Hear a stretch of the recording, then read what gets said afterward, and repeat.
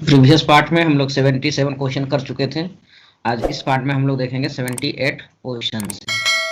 78 question क्या बोल रहा है कि in case of utility theory as income increases marginal utility of money is क्या व्हाट, कि अगर हम लोग जब यूटिलिटी थ्योरी को देखते हैं, है ना, यूटिलिटी थ्योरी, तो यूटिलिटी थ्योरी बेसिकली हम लोग किसको बोलते हैं? मार्शल का, है ना, किसको कहते हैं? मार्शलियन, मार्शलियन कंज्यूमर्स इक्विलिब्रियम। तो इस केस में हम लोग क्या देखते हैं कि इन्होंने जो एजम्पशन लेता है, एजम्पशन किसके बारे में? अबाउट मनी के बारे में। ठीक है, तो ये क्या मानते हैं कि जो मार्जिनल यूटिलिटी ऑफ मनी जो होता है वो क्या होता है? कांस्टेंट होता है। ठीक है, ऐसे जनरली क्या होता है कि जब हमारा इनकम बढ़ता है तो मार्जिनल यूटिलिटी ऑफ मनी जो है वो घटता है ना। लेकिन यहाँ पर अकॉर्डिंग टू थ्योरी आपको यहाँ पर याद करना होगा कि यूटिलिटी थ्योरी में मनी का, है ना, जैसे जैसे मनी बढ़ेगा उसका मार्जिनल यूटिलिटी ऑफ मनी क्या माना जाता है? कांस्टेंट, है ना। मार्शलियन जो है वो कांस्टेंट मानते हैं। ठीक है, नेक्स्ट, एक consumers demand curve can be obtain from ना। कंज्यूमर डिमांड कर्व जो है वो किससे हम लोग ऑब्टेन करते हैं? ICC, PCC, Lorentz curve, angel curve. तो देखिए, आईसीसी से यहाँ पर इनकम और डिमांड से रिलेटेड होता है ना, दो गुड्स का इनकम। इस तरह से एक्चुअली इसका जो आंसर होगा वो क्या होगा? पीसीसी होगा, है ना। अभी हम समझा दे रहे हैं कि एक्चुअली आईसीसी जो है ये क्या होता है? इनकम कंजम्पशन कर्व, आय उपभोग वक्र होता है, जो आय में परिवर्तन के कारण हमारा इक्विलिब्रियम में परिवर्तन होता है, कंज्यूमर के डिमांड में परिवर्तन होता है। ठीक है, तो अगर आय चेंज करेगा तो हमारा बजट लाइन जो है वो पैरेलल शिफ्ट करेगा। ठीक है, अगर इंक्रीज करेगा तो इंक्रीज होगा और डिक्रीज करेगा तो डिक्रीज करेगा। तो इनकम के कारण आय में जो परिवर्तन होता है, इनकम में जो परिवर्तन होता है, और आय में परिवर्तन के साथ साथ बजट लाइन चेंज करता है, और हर बजट लाइन में जो इक्विलिब्रियम पोजीशन होता है उस सारे इक्विलिब्रियम पोजीशन को अगर हम कनेक्ट कर देते हैं तो यही हमारा आईसीसी कहलाता है। और पीसीसी जो होता है, पीसीसी हमारा प्राइस में चेंजिंग के कारण बजट लाइन में चेंजिंग होता है ना। Change in budget line due to change in price. ठीक है, कि मान के चलते हैं यहाँ ए से बी है इनिशियल बजट लाइन। अब यहाँ पर हम लोग मान के चलते हैं कि पीएक्स का प्राइस जो है कम हो गया, तो पीएक्स का प्राइस कम होने के कारण क्या होता है? परचेजिंग पावर कंज्यूमर का बढ़ जाता है। अगर और कम हो जाएगा तो और बढ़ जाएगा, है ना। तो यहाँ पर जो ये बनता है कि पहले यहाँ पर था, अब यहाँ पर है, यहाँ पर है, तो ये जो हमारा बजट लाइन चेंज कर रहा है, और बजट लाइन के चेंज में जो इक्विलिब्रियम एस्टैब्लिश हो रहा है, और उस इक्विलिब्रियम को अगर हम मिला देंगे तो हमारा क्या कहलाएगा? पीसीसी वक्र या प्राइस कंजम्पशन कर्व। तो एक्चुअली यहाँ पर जो ये दिखा रहा है, क्या दिखा रहा है? कि change in demand due to change in price.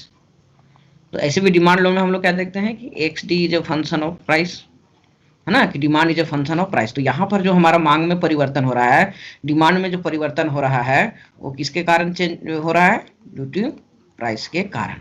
इसलिए यहाँ पर वो ये हमारा क्या होगा?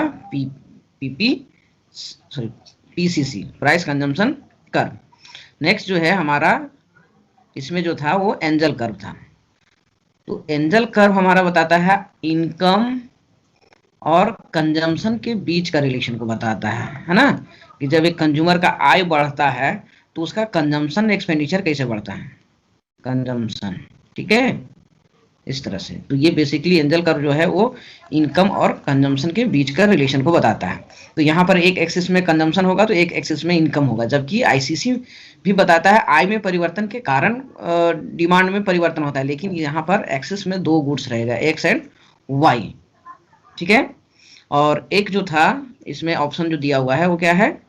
Lorentz curve. तो लॉरेंज कर्व बेसिकली हम लोग इनइक्वलिटी को मेजर करने के लिए करते हैं, इनइक्वलिटी। ठीक है, जिसका वैल्यू जो है 0 to 1 के सॉरी 0 to 100 के बीच होता है ना, 0 to 100 गिनी कोफिशिएंट का 0 to 1 होता है। तो यहाँ 100 मतलब हो जाता है परफेक्टली इनइक्वलिटी, और 0 का मतलब होता है नो इक्वलिटी। ठीक है, जो बेसिकली इसको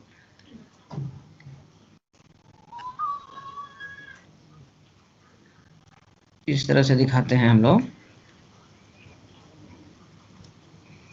एक बीच में होगा स्ट्रेट लाइन, तो ये लाइन जितना इधर जाएगा उतना ज़्यादा इनइक्वलिटी होगा, और ये दोनों अगर सट जाएगा तो मतलब दोनों के बीच कोई डिफरेंस नहीं होगा, मतलब कि no inequality.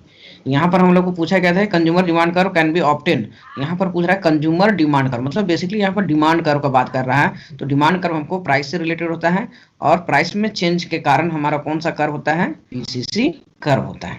Can be obtain मतलब कि ये बात कर रहा है आईसीसी का, है ना। तो आईसीसी जो है वो यही कहलाता है हमारा कंज्यूमर इनकम कर्व, है ना। नेक्स्ट है इफ डिमांड कर्व भी हॉरिजेंटल, अगर डिमांड कर्व हमारा हॉरिजेंटल है ना, क्षैतिज है, तो इसका इलास्टिसिटी ऑफ डिमांड कितना होगा। तो हॉरिजेंटल का हमेशा क्या होता है, ईडी इंफिनिटिव होता है, ठीक है। नेक्स्ट है if the demand curve is vertical then EP is equal to, अगर वर्टिकल है तो इसका मतलब क्या है कि प्राइस में चेंजिंग होने के कारण कोई भी चेंजिंग इस पर नहीं होगा, तो ये क्या हो जाएगा, 0 हो जाएगा, ठीक है। नेक्स्ट है if demand curve is rectangular hyperbola ना, ईपी इज इक्वल टू, तो हाइपरबोला जब भी होता है तो उसका इलास्टिसिटी ऑफ डिमांड क्या होता है, इक्वल टू 1 होता है ना। और जो अगर हमारा स्ट्रेट लाइन रहेगा, अगर डिमांड कर्व हमारा स्ट्रेट लाइन है तो इसमें डिफरेंट पॉइंट पे डिफरेंट इलास्टिसिटी होता है, ठीक है, जिसको हम लोग ज्योमेट्रिक मेथड से कहते हैं लोअर सेगमेंट बटा अपर सेगमेंट, ठीक है। नेक्स्ट क्वेश्चन है if as a result of increasing in price total outlay of the commodity remains same then the elasticity of price is equal to, ये क्या हो जाएगा, 1 हो जाएगा। कि अगर प्राइस में परिवर्तन होगा, ठीक है, तो जो अगर पहले कंज्यूमर 100 रुपया खर्च कर रहा था और अभी भी 100 रुपया ही खर्च करेगा, तो इसका मतलब इलास्टिसिटी ऑफ प्राइस या इलास्टिसिटी ऑफ डिमांड क्या है, इक्वल टू के बराबर है। ये एक्चुअली मार्शलियन इलास्टिसिटी जो टोटल आउटले के आधार पे किया जाता है, कि अगर प्राइस चेंज करने से अगर डिमांड में कमी आ जाता है, मतलब एक्सपेंडिचर में कमी आ जाता है, तो वो लेस देन 1 होगा, अगर बढ़ जाएगा तो ग्रेटर देन 1 हो जाएगा, अगर सेम ही रहेगा तो वो हमारा इक्वल टू 1 हो जाएगा। इन case of given goods demand curve will slope इसका क्या हो जाएगा, गिवन गुड्स में यहाँ पर देखिए एक चीज ध्यान रखिएगा यहाँ पे कि गिवन गुड्स प्राइस चेंज से रिलेटेड कौन होता है, प्राइस चेंजिंग से गिवन गुड्स, है ना, गिवन गुड्स, जिसमें यहाँ पर क्या होता है कि डिमांड लॉ लागू नहीं होता है, नॉट अप्लाई डिमांड लॉ, ठीक है। तो प्राइस चेंजिंग से यहाँ पर दो तरह का गुड्स होता है, एक को नॉर्मल गुड्स कहते हैं और दूसरा को हम लोग कहते हैं गिवन गुड्स। तो जिसमें एक डिमांड लॉ इसमें लागू होता है और इसमें डिमांड लॉ लागू नहीं होता, मतलब कि ये जो होता है एक्स डी जो फंक्शन ऑफ प्राइस, ये भी प्राइस होता है, लेकिन ये नेगेटिव रिलेशनशिप होता है दोनों के बीच और ये पॉजिटिव रिलेशनशिप होता है। जबकि इनकम, अगर हम इनकम इफेक्ट के आधार पर देखें तो इसको हमारा इंफीरियर और सुपीरियर गुड्स होता है, सुपीरियर गुड्स। तो यहाँ पर पूछ रहा है कि गिवन गुड्स के केस में हमारा डिमांड कर्व कैसा होगा, तो अगर मान के चलते हैं इसका प्राइस घट जाए तो ये किस तरह से होता है, एक्चुअली बैकवर्ड बाइंडिंग होता है ना, इस तरह से, ठीक है। तो इसको कभी कभी आपको क्या लिखेगा कि गिवन गुड्स का डिमांड कर्व कैसा होता है, तो आप बैकवर्ड बाइंडिंग भी लिख सकते हैं, वहाँ ऑप्शन देख के बात कर सकते हैं।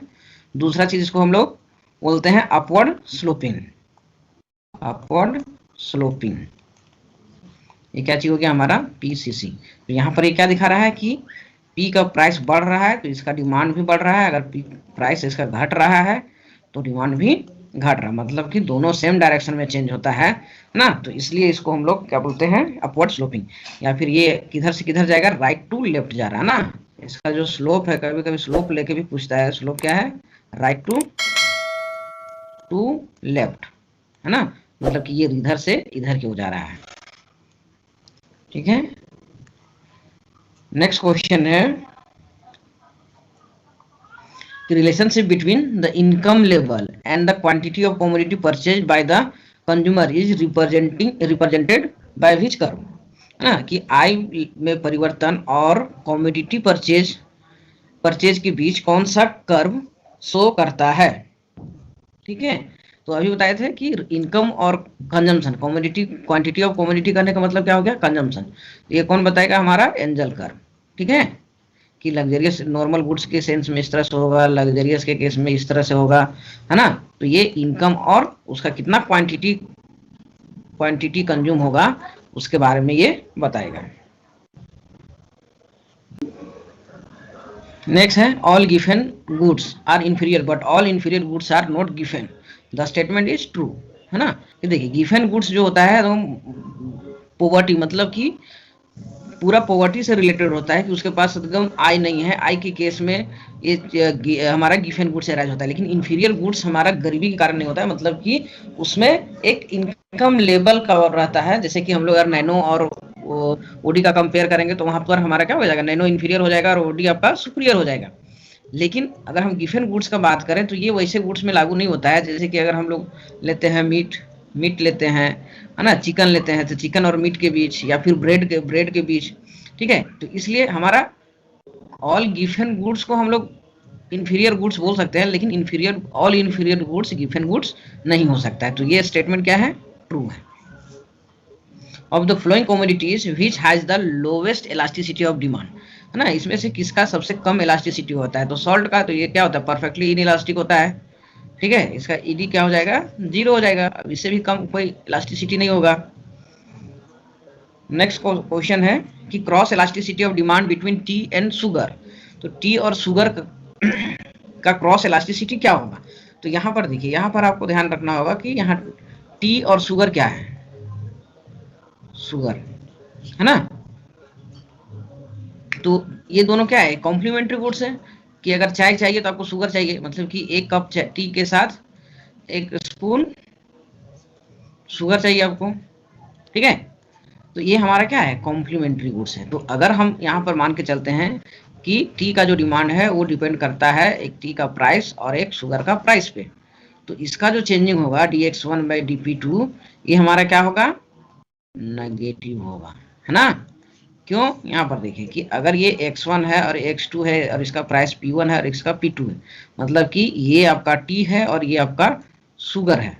तो अगर मान के चलते हैं टी का प्राइस बढ़ जाएगा तो टी का डिमांड घट जाएगा। ठीक है, तो टी का डिमांड घट जाएगा तो चीनी शुगर का भी डिमांड क्या हो जाएगा, घट जाएगा, क्योंकि ये तो प्रोपोर्शनेट में यूज होता है। तो इसलिए अगर हम देखेंगे कि P1 का प्राइस से X2 का प्राइस पे क्या असर पड़ता है, तो इसका जब बढ़ रहा था तो इसका भी घट रहा है। तो इसलिए इसको क्रॉस इलास्टिसिटी जो होता है डी बाई ये क्या हो जाता है, नेगेटिव होता है ना, एज यूजुअल। ठीक है, लेकिन सब्स्टिट्यूट गुड्स रहेगा उसका पॉजिटिव होगा। तो यहाँ पर हमारा क्या होगा, cross elasticity of demand between T and sugar is negative. ठीक है, तो यहाँ पर सबसे पहला नेचर ऑफ गुड्स को पता कीजिएगा क्रॉस इलास्टिसिटी में, कि वो सब्स्टिट्यूट गुड्स है या फिर आपका कॉम्प्लीमेंट्री गुड्स है। नेक्स्ट है cross elasticity of cross elasticity of demand between T and coffee is क्या होगा। अब देखिए यहाँ पर टी जो है और कॉफी, ये दोनों क्या है, हमारा सब्स्टिट्यूट गुड्स है।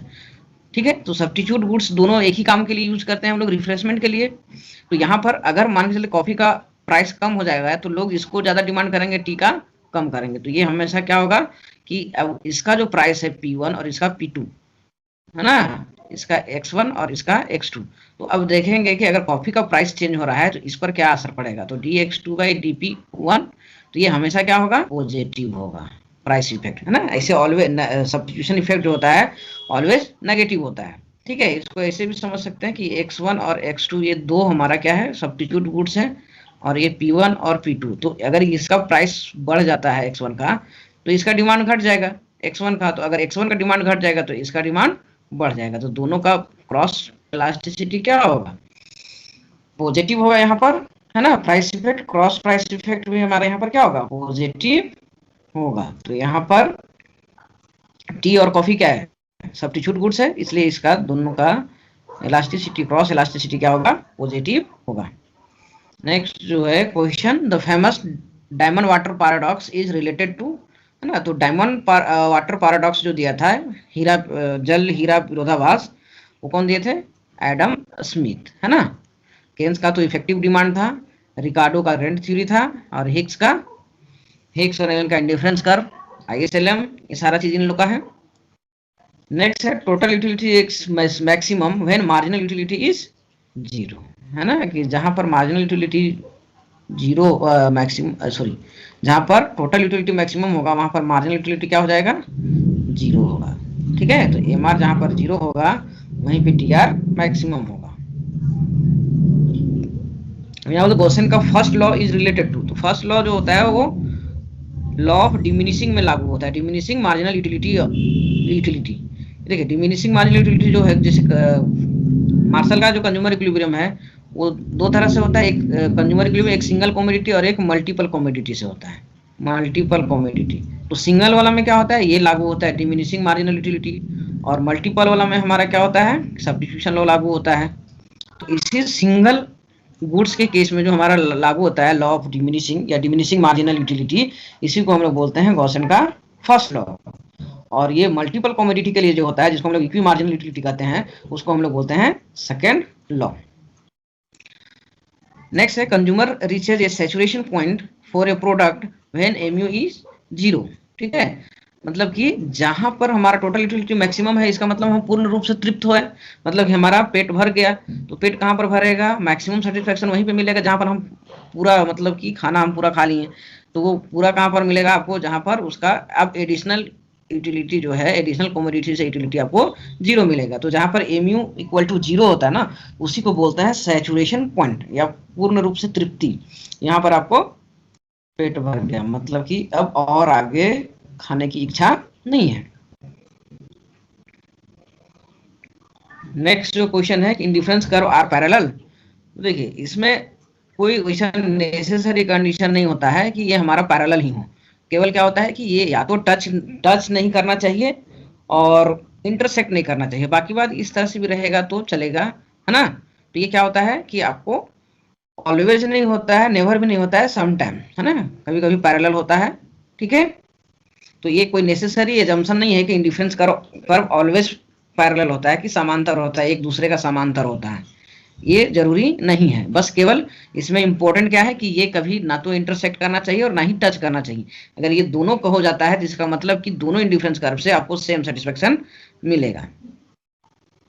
नेक्स्ट क्वेश्चन जो है वो क्या है, इंडिफरेंस कर्व इज ऑलवेज, तो ये सीधा सीधी बात है कि कॉन्वेक्स टू द ओरिजिन होगा, है ना। कॉन्केव इसका क्या होता है कि एक्सेप्शनल में होता है कि ये अगर ऐसा होगा तो क्या होगा।